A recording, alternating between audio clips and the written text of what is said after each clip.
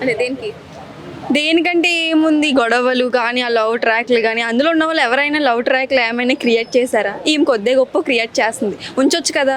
ఉంచిన వాళ్ళని కూడా ఇంక ప్రతిదానికి సెంటిమెంట్లు, అమ్మా నాన్నలు ఈ సెంటిమెంట్లే కావాలి మన వాళ్ళకి. లవ్ ట్రాక్లు ఏవో చిన్న చిన్నవి చేస్తుంది, దానికి ఏమైంది? దాని బదులు ఆదిత్య ఓమని తీసిదవ్వచ్చు కదా, ఎందుకు తిననేది చేస్తారు? నాకు ఏం నచ్చలేదు. అదేంటి అంటే తన వల్ల మనకంట పృథ్వీ గేమ్ కూడా పోతుంది అని అంటున్నారు కదా. ఎవడెళ్ళమన్నాడు? సోనియా కోసం బిగ్ బాస్ హౌస్లోకి వెళ్ళారా?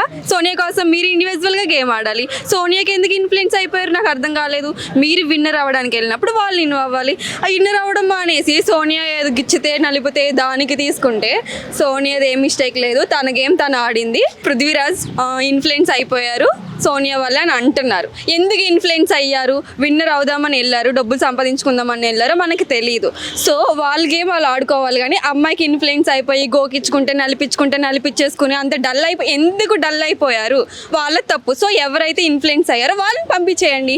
సోనియా గేమ్ సోనియా ఆడింది, అది ఎలా ఆడినా తన స్ట్రాటజీ అది. సో తప్పేముంది చెప్పండి. అంటే పర్సనల్ అటాక్స్ కూడా చేస్తుంది కదా, అంటే విష్ణుప్రియ మీద ఏమైనా చేస్తాం మేము. హౌస్లోకి వెళ్ళిన తర్వాత మేము ఇన్ఫ్లుయెన్స్ చేస్తాము, స్ట్రాటజీ యూస్ చేస్తాము, ఈ పర్సనల్ అటాక్ చేస్తాం, ఏమైనా చేస్తాం. మీరు ఇన్వాల్వ్ అవ్వకుండా మీ గేమ్ మీరు ఆడాలి కదా. సోనియాకి ఎందుకు ఇన్ఫ్లుయెన్స్ అయిపోయి సోనియాని ఎందుకు బయటికి పంపించేశారు? అది మా స్ట్రాటజీ, మేము ఎలా అయినా ఆడతాము. ఏమైంది? సో సోనియా తప్పేం లేదంటారు. సోనియా తప్పేం లేదు, బాగానే ఎంటర్టైన్మెంట్ చేసింది, అందరినీ బాగానే చేసింది. రీఎంట్రీ అవుతే బాగానే ఉంటుంది, కానీ అవ్వదు.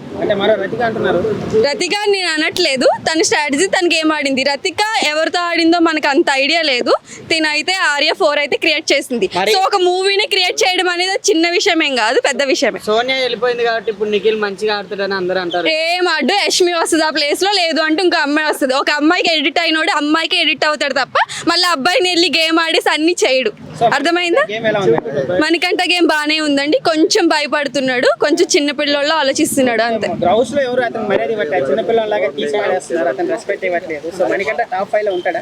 ఉండొచ్చు మేబీ, ఎందుకంటే సెంటిమెంట్ తో వెళ్ళాడు కాబట్టి ఉండొచ్చేమో.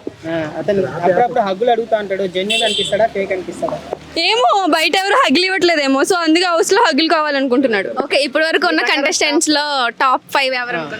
విష్ణుప్రియ ఫేమ్ ఉంది కాబట్టి బయట గేమ్ ఏం ఆడట్లేదు. నిఖిల్ కొంచెం అమ్మాయిలకి దగ్గర లేకుండా ఉంటే ఉంటాడు అంతే. ఉంటది, బాగానే ఉంటది, టాప్ 5 లో ఉంటది.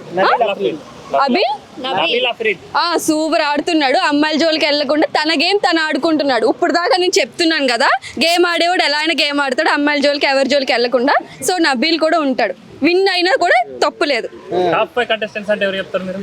నిఖిల్, నబీల్, సీత, విష్ణుప్రియ. యష్మి ఏమో కష్టమే. ప్రేరణ బాగా ఆడుతుంది, ఈ మధ్యన బాగా కనిపిస్తూ ఉంది. సో తను కూడా ఉండొచ్చేమో మేబీ. ఆదిత్య ఓం గురించి ఏం చెప్పనండి, ఏం గేమ్ లేదు, ఏమైనా మనీ ఏమైనా ఇచ్చారు కాబట్టి అన్ని వీక్స్ ఉన్నారేమో మేబీ. సరే అండి, ఓకే.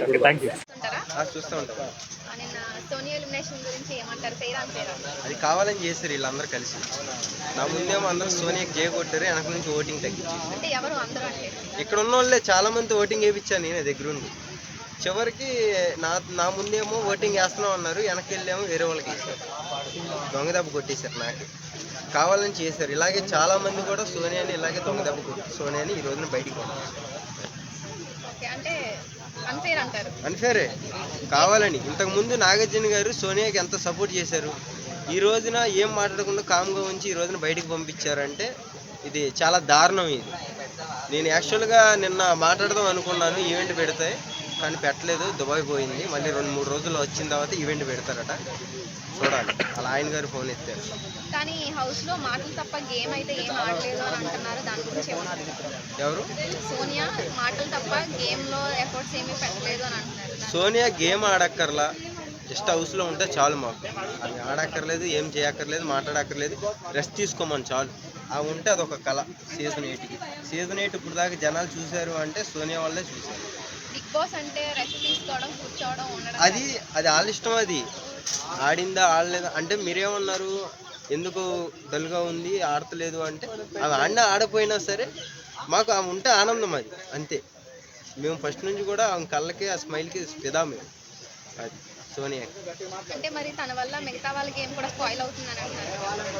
అది వాళ్ళ మైండ్ సెట్ బట్టి ఉంటుంది.